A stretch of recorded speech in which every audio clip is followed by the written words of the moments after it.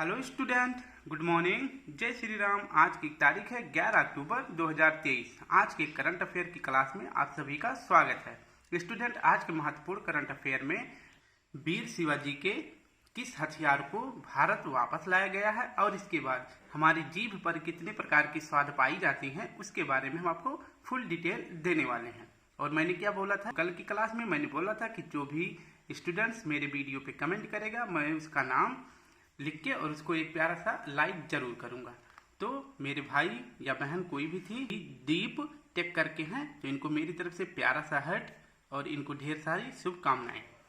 तो देखिए, मैंने इनका नाम लिख के इनके लिए एक प्यारा सा हर्ट भी गिफ्ट करा है। तो चलिए आज के अपने महत्वपूर्ण करंट अफेयर को शुरू करते हैं।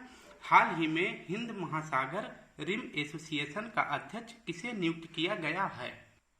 इसका सही जवाब हो जाएगा श्रीलंका को। ऑप्शन बी सही हो जाएगा। हिंद महासागर रिम एसोसिएशन का फुल क्या होता है अंग्रेजी में नाम? Indian Ocean Rim Association. ठीक है, तो इसमें 2 वर्ष के लिए हेड किसे बनाया गया है? तो श्रीलंका को बनाया गया है। और इसका उपाध्यक्ष किसे बनाया गया? तो इसका उपाध्यक्ष भारत को बनाया गया है। IORA की स्थापना कब हुई थी? तो 1997 में हुई थी। और इसका जो है सचिवालय कहाँ पे है? तो इसका सचिवालय है मॉरिशस में।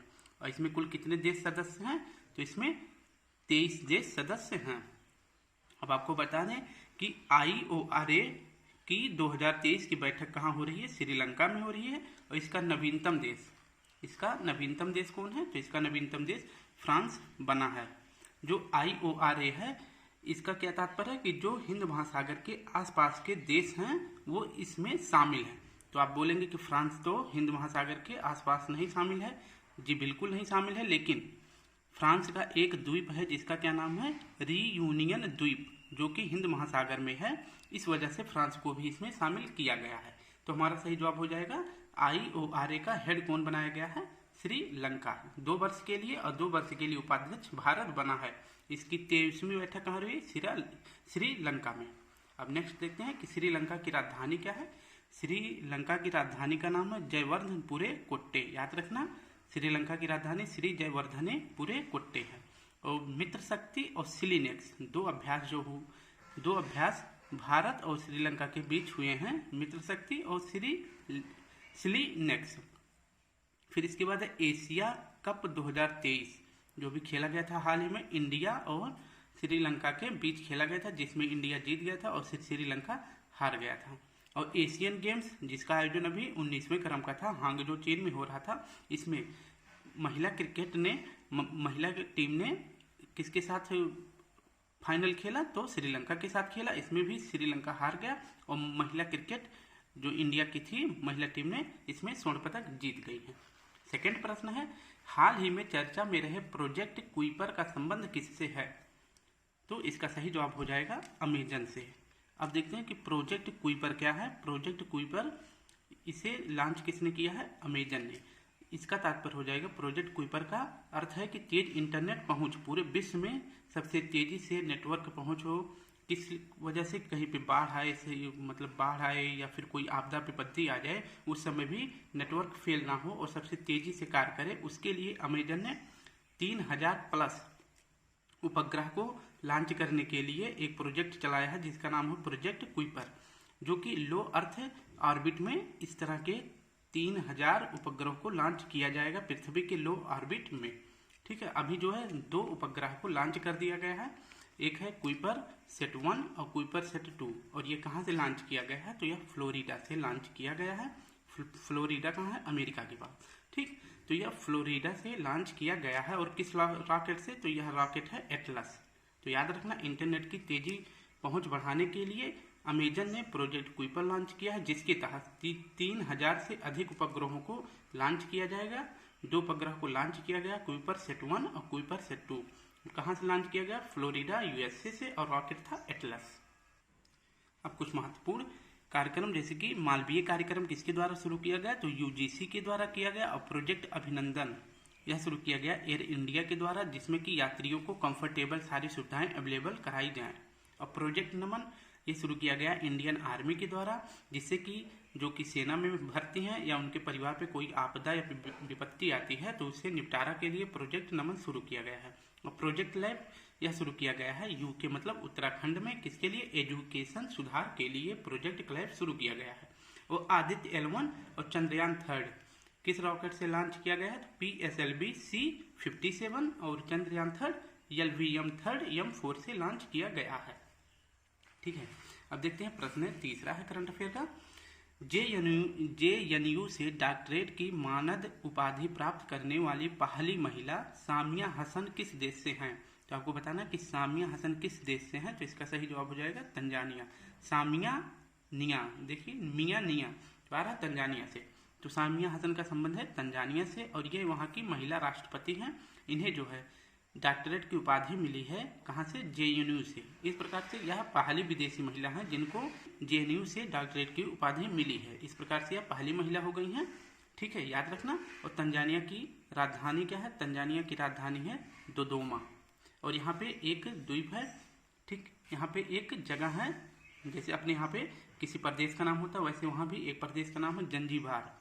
तंजानिया के अंदर जंजीबार है जो कि लौंग द्वीप के नाम से जाना जाता है। लौंग द्वीप के वहाँ पे लौंग की खुशबू आती है इसलिए उसे लौंग द्वीप भी कहते हैं।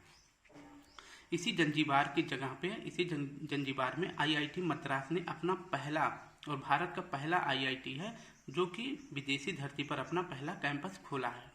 और इसकी हेड कौन बनी है? तो जो तंजानिया में IIT मद्रास का कैंपस खुला है उसकी हेड कौन बनी है? प्रीति अगलानिया। कौन बनी है? प्रीति अगलानिया। और इसके बाद दूसरा कौन खोला है? दूसरा खोला गया है UAE में, किसके द्वारा? तो IIT दिल्ली द्वारा।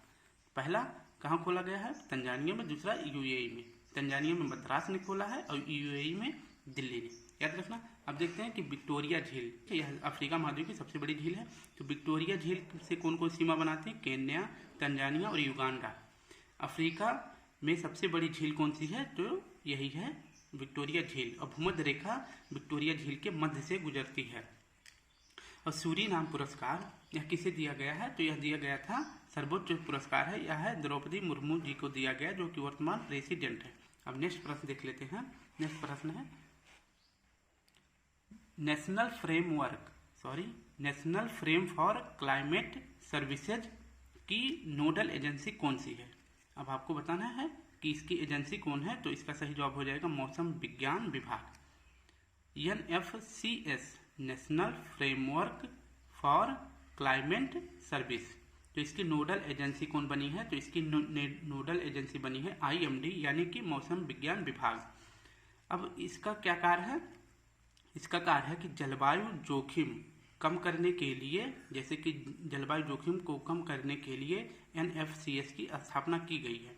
और जलवायु जोखिम के अंतर्गत क्या आता है? जैसे कृषि के प्रभाव को कम करना, कृषि में, ऊर्जा में और स्वास्थ्य के सुधार करना और पेयजल को शुद्ध करना। तो इसके लिए जो है NFCS की गठन की गई है और इसकी नोडल एजेंसी किसे बनाया गया है? तो मौसम विज्ञान विभाग को बनाया गया है। IMD यानी मौसम विज्ञान विभाग, यह किसके अंतर्गत आता है? तो यह पृथ्वी विज्ञान मंत्रालय के अंतर्गत आता है। और इसके मंत्री कौन है? तो इसके मंत्री हैं किरण रिजिजू। याद रखना। और इंटरनेशनल बिग कैट अलायंस, इसकी स्थापना किसने करी है? तो इसकी स्थापना की है इंडिया ने। क्यों करी है वो आपको बता देते हैं कि प्रोजेक्ट टाइगर जो कि 1973 में शुरू किया गया था, हाल में इसके 50 वर्ष पूरा हो जाने के बाद भारत ने इंटरनेशनल बिग कैट अलायंस, जिसके अंतर्गत मतलब बिग कैट मतलब बड़ी बिल्लियां जैसे कि बाघ, चीता, शेर, पैंथर, इस प्रकार के जानवरों की सुरक्षा के लिए International Big Cat Alliance Bharat ने शुरू किया है। प्रोजेक्ट टाइगर के 50 वर्ष पूरा होने के मेमोरी में या उनके संरक्षण के लिए अब जो है बिग कैट अलायंस शुरू किया गया है। अल नीनो का भारतीय मानसून पर क्या प्रभाव पड़ता है? अल नीनो का मतलब हो जाएगा कि इसका प्रभाव भारतीय मानसून पर क्या पड़ता है? तो नकारात्मक पड़ता है। और वहीं जो ला नीनो होता है उसका प्रभाव भारत पे सकारात्मक पड़ता है। यह जो है जब सकारात्मक पड़ेगा तो यह ठंडी जलधारा हो जाएगी, यह ठंडी हो जाएगी। और इसके बाद अल नीनो जब यह नकारात्मक प्रभाव डालेगी तो यह गर्म जलधारा हो जाएगी। इसका अर्थ आप हमें कमेंट में करके बताओगे कि अल नीनो का अर्थ क्या होता है। ठीक है। WMO का हेडक्वार्टर कहाँ है? इसको भी आप बताओगे। 2 क्वेश्चन आपके लिए कमेंट करके जरूर बताएं कि अल नीनो का अर्थ क्या होता है और WMO का हेडक्वार्टर कहाँ है, इसे भी बताओगे। इसका मतलब हो जाएगा विश्व मौसम संगठन। ठीक है, वर्ल्ड मौसम ऑर्गेनाइजेशन, ये हो जाएगा विश्व मौसम संगठन। विपर्जॉय जिसका अर्थ होता है आपदा, इसका नाम किसने रखा है? तो इसका नाम रखा है बांग्लादेश ने। और बिपरजॉय कहाँ पे आया था? तो बिपरजॉय आया था अरब सागर में। ठीक है, यह एक प्रकार का चक्रवात है। नेक्स्ट प्रश्न है कि हाल ही में अबुआ बीर दिसोम, कौन सा? अबुआ बीर दिसोम अभियान कहाँ प्रारंभ किया गया है? तो इसका सही जवाब हो जाएगा झारखंड में। अब इसके बारे में देखते हैं कि वन अधिकार अभियान, वन अधिकार अभियान, या तो इसे क्या बोलते हैं? अबुआ बीर दिसोम अभियान या वन अधिकार अभियान। यह कहाँ शुरू किया गया है? तो यह झारखंड में शुरू किया गया है, जहाँ के सीएम कौन है? हेमंत सोरेन। हेमंत सोरेन जी ने यह अभियान शुरू किया है। इसमें क्या कहा गया है कि जंगल पर जो समुदाय निर्भर रहते हैं उनके संरक्षण के लिए वन अधिकार समिति बनाई जाएगी। और यह समिति कहाँ से कार्य करना शुरू करेगी? तो यह सबसे निचली स्तर, ग्राम स्तर से यह कार्य करना शुरू करेगी कि जंगल पर जो भी समुदाय उस पर निर्भर है उनकी संरक्षा के लिए जो है वन अधिकार समिति लॉन्च की गई है। ठीक है, और किसके द्वारा? झारखंड सीएम के द्वारा। अब यहाँ पे लिखा गया कि सरहुल जो है फेस्टिवल ये कहाँ मनाया जाता है? तो यह मनाया जाता है झारखंड में। अब झारखंड की स्थापना कब हुई थी? तो 2002 में हुई थी। किस राज्य से कट के? तो यह बिहार से कटकर बनाया गया था। इसकी राजधानी क्या होती है? रांची। झारखंड की राजधानी रांची है। और बिरसा मुंडा विद्रोह कब हुआ था? तो ये 1899 से 1900 के बीच हुआ था। और मुंडा विद्रोह को क्या कहा जाता है? महान हलचल भी कहा जाता है। और इसका नेतृत्व किसने किया था? तो मुंडा विद्रोह का नेतृत्व किए थे बिरसा मुंडा, या इनका नाम भी है धरती बाबा। याद रखना। पलामू टाइगर रिजर्व कहाँ है? तो यह झारखंड में है। बेतला नेशनल पार्क यह भी झारखंड में है। समृद्ध शिखर पार्श्वनाथ पहाड़ी है, जो कि जैन धर्म से जो है संबंधित है। और पार्श्वनाथ जो है ये जैन धर्म के 23वें तीर्थंकर थे। याद रखना। नेक्स्ट प्रश्न है आगे, जिसके बारे में बता रहा था कि हाल ही में वैज्ञानिकों ने किस छठे बुनियादी स्वाद के अस्तित्व की खोज की है? तो इसका सही जवाब हो जाएगा संवेदना। जीभ पर जो है 5 प्रकार की स्वाद मतलब आप अनुभव कर सकते हैं, जैसे कि मीठा, खट्टा, कड़वा, नमकीन और इसके बाद उमामी। उमामी के अंतर्गत टमाटर का जो स्वाद होता है उसे उमामी कहते हैं। अभी जो है वैज्ञानिकों ने छठा जो है स्वाद खोजा है, जिसका नाम है संवेदना। ठीक है, और ये कहाँ खोजा गया? तो यूरोप में खोजा गया। एक टॉफी बना के इसके बाद चूहों को खिलाया गया, तो उनकी जीभ पर एक अजीब प्रकार की जो है एनर्जी एक्टिव हुई। किसके कारण? अमोनियम क्लोराइड के कारण। तो उसी का नाम क्या दे दिए हैं? संवेदना। तो अब कितने प्रकार के स्वाद हो गए हैं? 6 प्रकार के। मीठा, खट्टा, कड़वा, नमकीन, उमामी और संवेदना। ठीक है। प्रश्न है कि लार में जीवाणु के भक्षण के लिए कौन सा एंजाइम पाया जाता है? तो जीवाणु के भक्षण के लिए लार में कौन सा एंजाइम पाया जाता है? लाइजोजाइम। कौन सा? लाइजोजाइम। याद रखना। आप्थेमोलॉजी किसका अध्ययन है? तो यह आई मतलब आंख का अध्ययन है। जबड़े की हड्डी को क्या कहते हैं? तो यह कहलाता है मेंडिबल। क्या कहलाता? मेंडिबल। ठीक है। नेक्स्ट प्रश्न है प्रतिवर्ष विश्व डाक दिवस कब मनाया जाता है? इसका सही जवाब हो जाएगा 9 अक्टूबर को विश्व डाक दिवस मनाया जाता है। यानी कि वर्ल्ड पोस्ट डे कब मनाया जाता है? 9 अक्टूबर को। इसकी थीम क्या है? Together for trust. थीम क्या है? Together for trust. अब जो है 9 तारीख को क्यों मनाया जाता है? तो देखते हैं कि 9 अक्टूबर 1874 को यूनिवर्सल पोस्टल यूनियन की स्थापना की गई थी, जिसका हेडक्वार्टर कहाँ पे है? तो इसका हेडक्वार्टर है बर्न, स्विट्जरलैंड में। याद रखना। इंडियन एयरफोर्स डे कब मनाया जाता है? तो यह मनाया जाता है 8 अक्टूबर को, क्योंकि 8 अक्टूबर 1932 को इंडियन एयरफोर्स की स्थापना की गई। अभी हाल ही में इसका 91वां जो है सम्मेलन कहाँ हुआ था? तो इसका 91वां सम्मेलन हुआ प्रयागराज में। नेक्स्ट प्रश्न है कि international day for the girl child, तो इसके लिए कौन सा डेट घोषित किया गया? तो 11 अक्टूबर को क्या मनाया जाता है? International day for the girl child के लिए। और वर्ल्ड फूड डे यह कब मनाया जाता है? तो यह मनाया जाता है 16 अक्टूबर को, क्योंकि FAO की स्थापना कब की गई थी? तो इसकी स्थापना की गई थी 16 अक्टूबर 1945 को। और इसका FAO का मुख्यालय कहाँ पे है? तो यह रोम, इटली में है। ठीक है, इसका मुख्यालय है। 8वां प्रश्न है, महत्वपूर्ण क्वेश्चन है, याद रखना। हाल ही में लॉन्च द बुक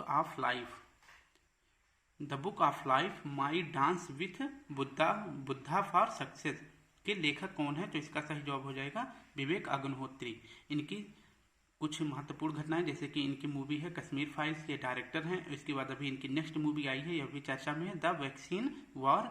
और इनकी हाल की पुस्तक का क्या नाम है? The book of life my dance with Buddha for success, इसे कहाँ से लॉन्च किए हैं, तो इसका प्रमोशन कर रहे हैं लखनऊ से। यह भी बहुत महत्वपूर्ण बुक है, याद रखना। ये तीनों घटनाएं जो है किससे संबंधित हैं, ये तीनों जो है विवेक अग्निहोत्री से संबंधित हैं। अब बुक के बारे में पढ़ लेते हैं कि न्यू लैब्स फॉर ओल्ड, यह बुक किसकी है, लाइफ डिवाइन, यह किसकी पुस्तक है, तो यह अरविंद घोष की है। आपको इसको बताना है यह किसकी पुस्तक है। और हिंद स्वराज, यह पुस्तक है महात्मा गांधी जी की। और माई एक्सपेरिमेंट विथ ट्रुथ, यह भी किसकी है, महात्मा गांधी की। मैं नास्तिक क्यों हूँ, यह पुस्तक किसकी है, तो यह है शहीद भगत सिंह की। न्यू लैब्स फॉर ओल्ड, यह किसकी है, तो यह भी अरविंद घोष की पुस्तक है। प्रश्न है कि हाल ही में युवा मितान परिवहन योजना का शुभारंभ कहाँ हुआ, तो इसका सही जवाब हो जाएगा छत्तीसगढ़ में। ऑप्शन ए सही हो जाएगा। युवा मितान परिवहन योजना किसने शुरू किया है, तो यह शुरू किए हैं सीएम भूपेश बघेल, छत्तीसगढ़ के ये सीएम हैं। और क्यों शुरू किए हैं, क्योंकि जो पढ़ने वाले छात्र होते हैं जब वो स्कूल जाएंगे, जो उसके स्कूल जाएंगे उसमें जो परिवहन यूज करेंगे, सरकारी परिवहन या प्राइवेट परिवहन यूज करेंगे, उसमें छात्रों को पैसा नहीं देना पड़ेगा।